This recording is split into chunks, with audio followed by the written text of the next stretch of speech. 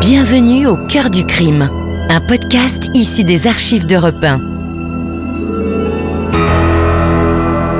Savez-vous que plus d'un tiers des crimes et délits commis en France sont traités par la gendarmerie nationale? Je m'appelle Yann Kermadec. Je suis commandant de gendarmerie. Je dirige une section de recherche dont la mission essentielle est une mission de police judiciaire.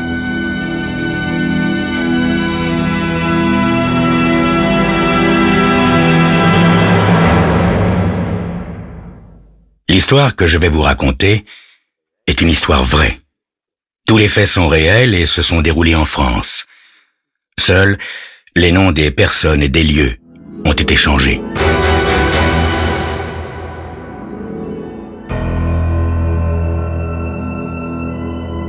Il fait nuit et il pleut.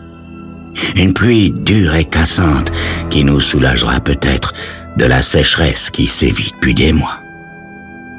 Quand Krieger entre dans le Lazy Horse, il n'y a que le barman et une silhouette tassée dans un box au fond. « Pas bon pour la clientèle, hein, cette pluie ?» dit Krieger au barman. « Donnez-moi une bière. » Il sait que la silhouette du fond l'attend. Jimmy Lynn, son indique favori. Krieger prend son demi et le rejoint. « Tiens, ce bon vieux Jimmy, cette surprise, t'es quand même venu. » L'autre le regarde en haussant les épaules. « J'ai failli pas venir, j'en ai marre de me traîner avec vous, les flics, chaque fois que j'ai une miette d'information. Et chaque fois qu'il se passe quelque chose, » ajoute Krieger en levant son verre. « Et puis, tu aimes l'argent, n'est-ce pas, Jimmy ?»« Peut-être, mais j'aime le respect de moi-même aussi. Judas, vous connaissez Krieger ? » « C'est pas pareil, mon vieux, pas pareil du tout. Moi, je te paie pour me donner des criminels, pas des saints. Bon, alors, vite, ce hold-up. Les noms, Jimmy, j'ai pas toute la nuit devant moi. Tiens, voilà tes $100. » Jimmy empoche l'enveloppe sans l'ouvrir et balance le nom des types qui ont dévalisé la Midwell Bank et tué un caissier. Quand ils sortent du bar, il pleut toujours. Krieger court jusqu'à une cabine téléphonique et compose mon numéro. « Lieutenant Palacio du 87e, dis-je machinalement. Krieger à l'appareil. Lieutenant, Lynn a balancé les types, je serai là dans 10 minutes.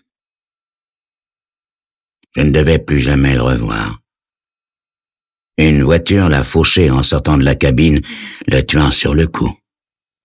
Excite le sergent Krieger. Voyez-vous, rien ne met plus en rage un flic que l'assassinat d'un autre flic, et cet accident a toutes les apparences d'un crime. Personnellement, il me met doublement en rage, vu que Krieger nous a quittés sans me donner les noms des braqueurs. En quittant le lieu du drame, je charge un sergent de me dénicher Jimmy Lynn sur le champ. Lynn, c'est la dernière personne à avoir vu Krieger vivant, à part l'assassin, bien entendu. Quand on me l'amène au poste, il sut la peur de partout. Alors, Lynn, c'est vous qui étiez le copain du sergent Krieger, si je ne me trompe. Il s'affale sur une chaise, se tord nerveusement les mains. Vous savez ce qui lui est arrivé, n'est-ce pas, au sergent Krieger? Oui, ce qui pourrait m'arriver si certains types savaient que je moucharde. Mais, mon cher, ils le savent. Croyez bien qu'ils le savent, autrement, ils n'auraient pas fait ce petit numéro de chauffard dans la nuit. Vous avez eu plus de chance que Krieger. Ouais, lieutenant, Krieger et moi, on n'a fait que parler de la pluie et du beau temps. Ben voyons, bien sûr. Allez, Jimmy, vite, les noms. En admettant que je les connaisse, lieutenant. Si je parle, je tombe dans les 8 jours. Non, je regrette. Vous ferez votre métier de flic sans moi. Allez, fichez le camp, Lynn. Si vous changez d'avis, vous savez où me joindre. Le bonhomme détale comme un lapin. Je vais à la fenêtre, le regarde dévaler l'escalier et appeler un taxi. Fletcher, fais-le suivre, mais qu'il s'en aperçoive pas, hein? Ok, lieutenant. À propos, saviez-vous que Krieger avait une petite amie, une certaine Shirley McDaniels? Avant que je puisse ajouter quoi que ce soit, il me donne son adresse. Je suppose que vous aimeriez la voir, lieutenant. Je lui ai téléphoné, elle vous attend. Je le regarde en secouant la tête. Sacré Fletcher. En matière d'adjoint, c'est vraiment le meilleur qui soit. En allant chez Shirley Daniels, je fais un petit crochet par le Lazy Horse, le bar où Krieger a rencontré Jimmy Lynn pour la dernière fois. Malheureusement, le barman qui était de service a sa journée de congé. Je note à tout hasard son nom et son adresse. Shirley McDaniel s'occupe un immeuble sans ascenseur dans un vieux quartier de la ville, très à la mode. Vous savez, le genre d'endroit où les yuppies font du jogging à 6 heures du matin, avant un petit déjeuner biologique. Shirley est une grande et ravissante fille d'une trentaine d'années, avec un corps à faire du surf en Australie. « Lieutenant Palacio, je vous attendais. Harry me parlait souvent de vous. » Mademoiselle Daniels, connaissez-vous quelqu'un qui aurait pu vouloir le tuer? Non, personne, lieutenant. Si vous soupçonnez son ex-épouse, elle vit en Californie et l'a oublié depuis 2 siècles. Mademoiselle Daniels, vous a-t-il déjà parlé d'un indicateur qu'il utilisait, un certain Jimmy Lynn? Non, jamais, lieutenant. Il évitait de me parler de son travail. Êtes-vous marié, lieutenant? Oui, mademoiselle, mais ma femme supporte de moins en moins l'incertitude. L'incertitude, lieutenant? Oui, vous savez, du style, sera-t-il encore vivant ce soir? Elle secoue sa jolie tête. Pour moi, lieutenant, ce n'était pas une incertitude. J'ai toujours su qu'il finirait comme ça un jour ou l'autre. J'avais le sentiment qu'il en faisait trop, que c'était un trop bon policier. Oui. S'il avait été trop bon, il serait encore vivant, que je pense. Mais je n'ajoute rien car Shirley fond en larmes et je sors sur la pointe des pieds. Je ne supporte pas voir une femme pleurer. Dans la rue, je regrette un peu d'avoir eu cette pensée pour Krieger. Le meilleur des poulets n'est pas à l'abri de certains risques, sans compter les impondérables, comme vous le verrez dans quelques instants.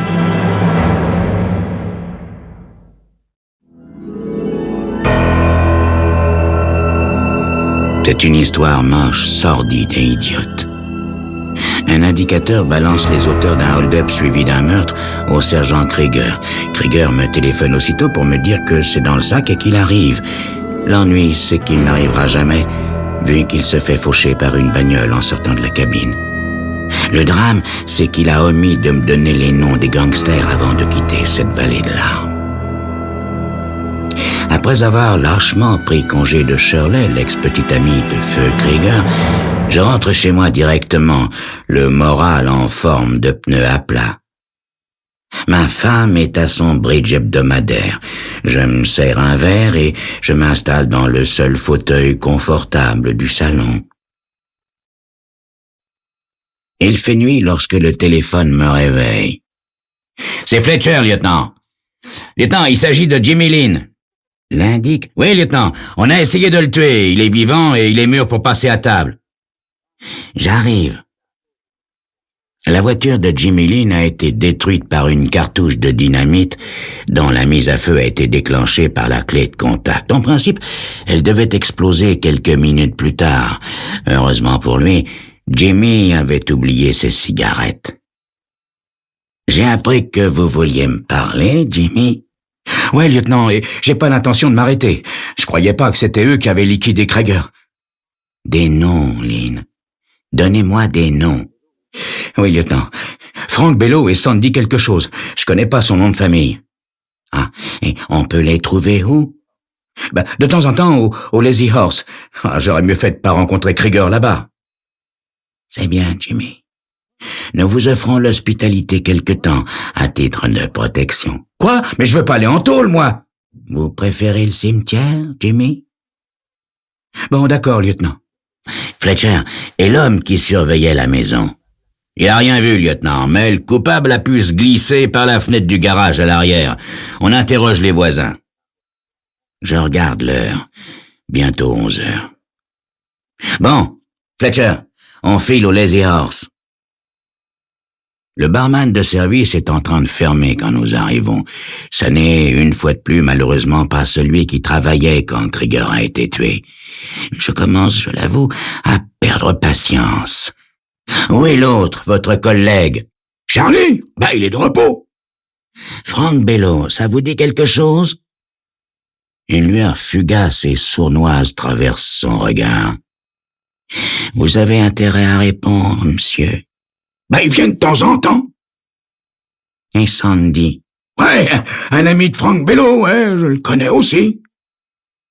Et Charlie, votre collègue, il les connaît aussi? La même lueur traverse son regard.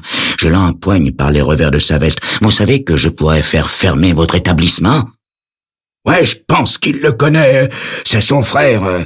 Charlie, c'est le frère de Frank Bello. Mais je vous ai rien dit, hein? 20 minutes plus tard, Fletcher et moi nous escaladons en silence les marches d'un immeuble du Bronx. Nous nous postons de part et d'autre de la porte et je frappe quelques coups. « Qui c'est ?» fait une voix ensommeillée. « J'ai un message de Frank. Ouvre !» dis-je à voix basse. La porte s'ouvre en craquant légèrement. L'épaule solide de Fletcher fait le reste. Charlie Bello, en pyjama, tombe à la renverse. Il commence à se relever quand il aperçoit le revolver de Fletcher. « Navré de vous déranger à cette heure-ci, monsieur. Je suis le lieutenant de police Palatio. Je cherche Frank et son copain Sandy. »« Ah, je les ai plus vus depuis la guerre de sécession. »« Oh, un comique, hein?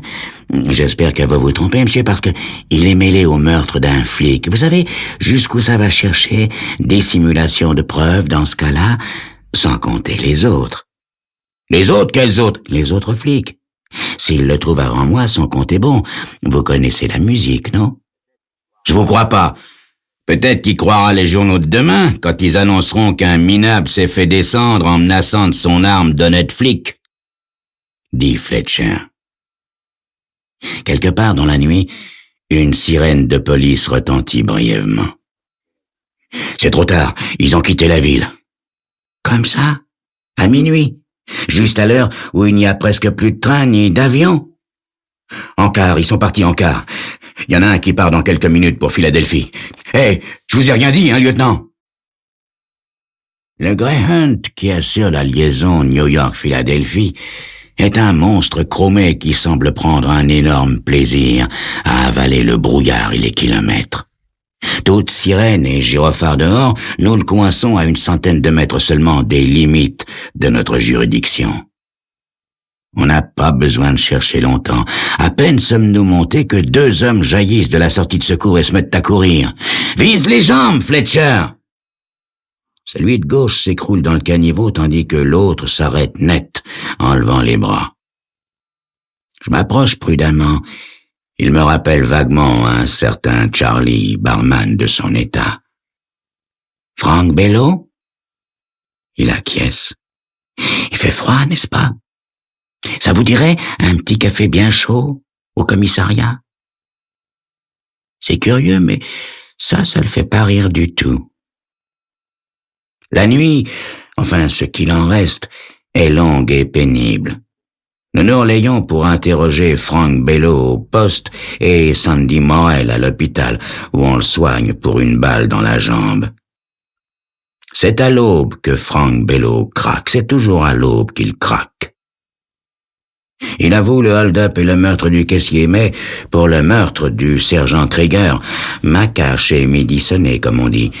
« Vous êtes cinglé, j'ai jamais entendu parler de ce gars-là, moi !»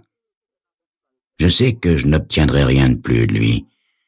Le meurtre d'un flic vous offre 9 fois sur 10 un billet gratuit pour la chaise électrique. Les yeux plus rouges qu'un coulis de tomates, je m'apprête à partir quand Fletcher m'arrête. « Vous allez à l'enterrement, lieutenant? »« Hein? » »« L'enterrement de Fletcher.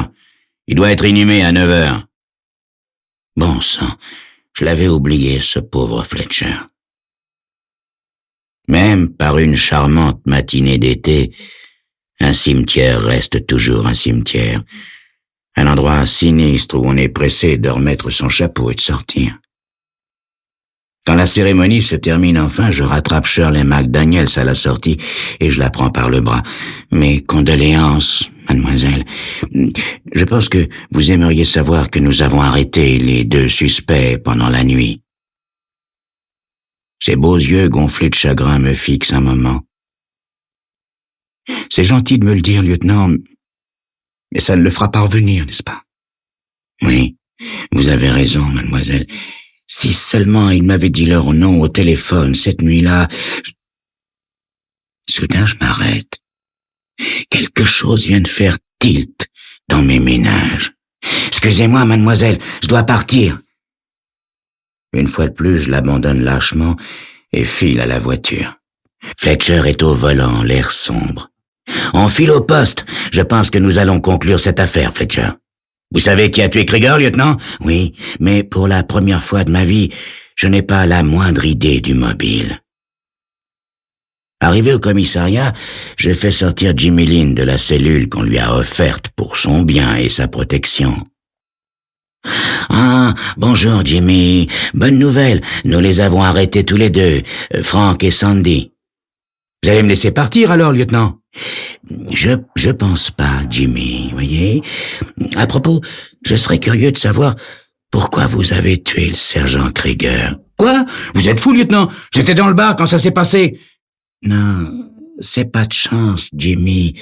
Le barman m'a dit que vous êtes sortis ensemble. Vous l'avez écrasé, Jimmy. Prouvez-le. C'est ce que je vais faire, mon petit Jimmy. Voyez-vous, l'assassin a vu Krieger sortir de la cabine téléphonique. Il a dû penser que Krieger m'avait donné le nom des coupables, donc il n'avait plus de motif de le tuer, puisque ça en faisait le suspect numéro 1. Or, le meurtrier a appuyé sur l'accélérateur. Tout ça n'est pas très logique. Pour moi, voyez-vous, ça met Frank et Andy hors de cause. Il reste Shirley McDaniels, lieutenant. Admettons. Mais alors, pourquoi aurait-elle fait sauter votre voiture, Jimmy, hein? Vous avez fait sauter votre propre voiture, Jimmy, je sais pourquoi. Pour cacher les dégâts que vous y avez faits en écrasant le sergent Krieger. Pourquoi auriez-vous pris un taxi quand vous êtes venu balancer Frank et Andy l'autre matin, hein? Dites-moi, Jimmy. Les types du labo travaillent sur la carcasse de votre bagnole depuis 1 heure. Ils comparent, Jimmy, ils comparent la peinture et les éclats de verre avec ceux prélevés sur la dépouille de Krieger. Ça n'est plus qu'une question de minutes. Échec et mat. Jimmy Lynn baisse la tête. Ok, lieutenant, ok. Je vais tout vous raconter.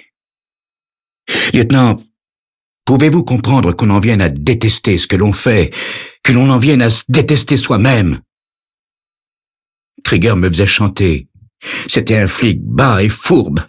Quand je l'ai vu sortir de la cabine, je l'ai simplement écrasé comme l'insecte venimeux qu'il était. Parce que vous détestiez d'être un mouchard, Jimmy? Ouais, lieutenant. Ouais. Et puis, Jimmy? Et puis, Krieger m'avait promis $100. Et alors? Eh ben, il y en avait que 50 dans l'enveloppe.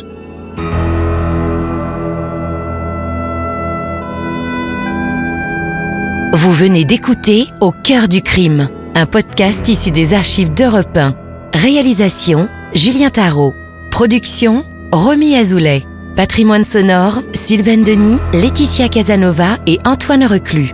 Promotion, Marie Corpet. Au cœur du crime est disponible sur le site et l'appli Europe 1. Écoutez aussi l'épisode suivant en vous abonnant gratuitement sur votre plateforme d'écoute.